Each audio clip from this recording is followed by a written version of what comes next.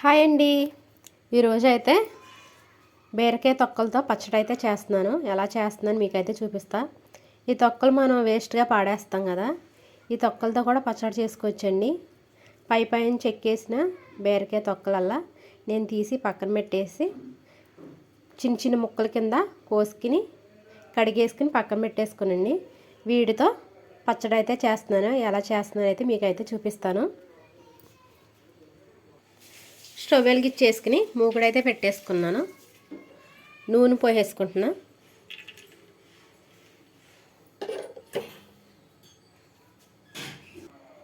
నూనె వేడెక్కేసింది. ఇప్పుడు ఎండుమిరపకాయలు అయితే వేసుకుంటున్నా.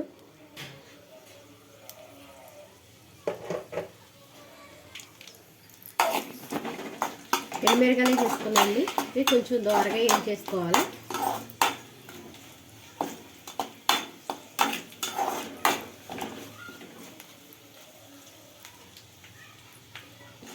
ఎండుమిరపకాయలు అయితే వేయిపోయి తీసి పక్కన పెట్టేసుకుందాం.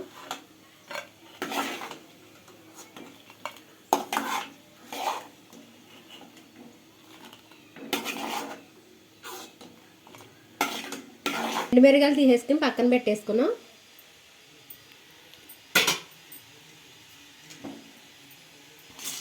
ఇప్పుడు బీరకాయ తొక్కలు వేసుకుందాం.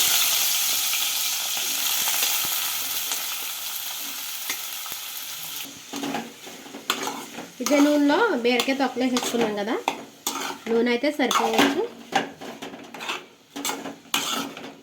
ఇవి వేయించుకోవాలి బాగా.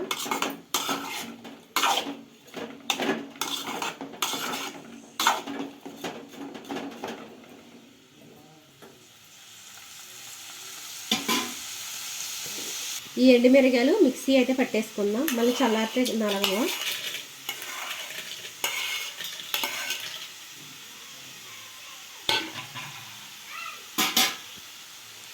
నాలుగు ఎల్లుల్లిపాయలు, కొంచెం జీలకర్ర, ఉప్పు కూడా వేసుకుంటున్నాం. ఇప్పుడైతే మిక్సీ పట్టేసుకుంటాను. మిక్సీ పట్టేసుకుని పక్కనైతే పెట్టేసుకున్నాను.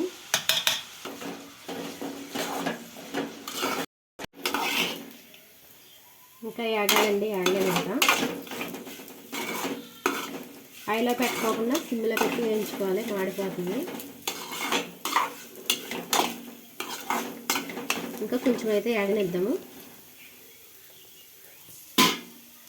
వేయిపోనియండి, అలా అయితే సరిపోతాయి. మిక్సీ పట్టేసుకుందాం. ఇవి కూడా స్టవ్ కట్టేసుకుని మిక్సీలో అయితే వేసుకుందాం. ఇప్పుడు చింతపండు రసం పోసుకుంటున్నాం.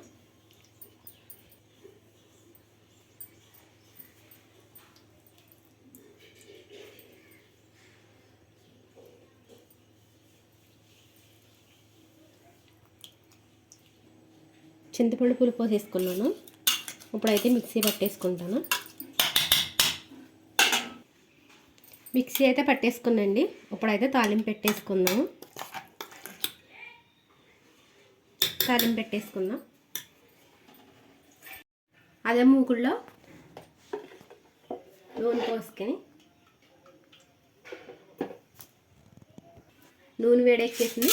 తాలింపులు అయితే వేసుకుందాం. అలాగే వెల్లుల్లిపాయలు 2,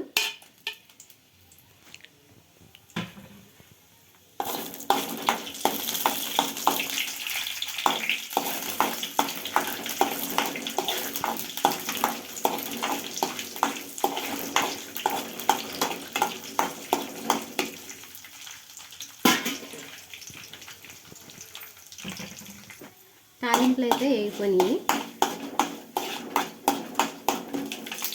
కరివేపాకు, ఎండుమిరపకాయలు అయితే వేసుకుందాం.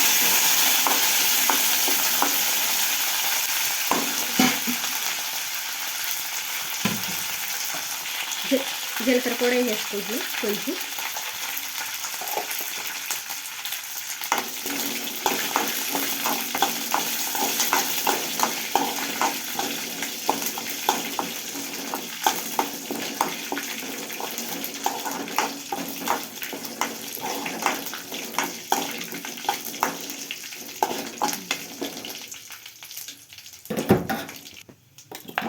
ముందుగా మిక్సీ పట్టేసుకున్న బీరకాయ పచ్చడి కూడా ఇప్పుడు తాలింపులో వేసుకుంటున్నాం.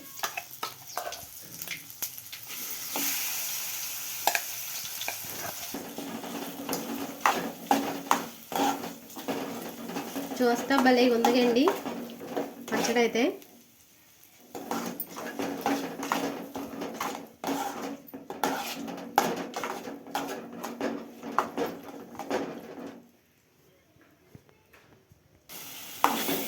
అయిపోయిందండి బీరకాయ పచ్చడి అయితే.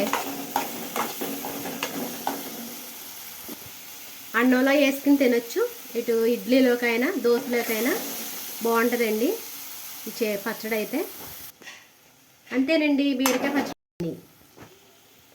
కొత్తగా చూస్తున్న వాళ్ళైతే లైక్ చేయండి, షేర్ చేయండి, సబ్స్క్రైబ్ చేయండి.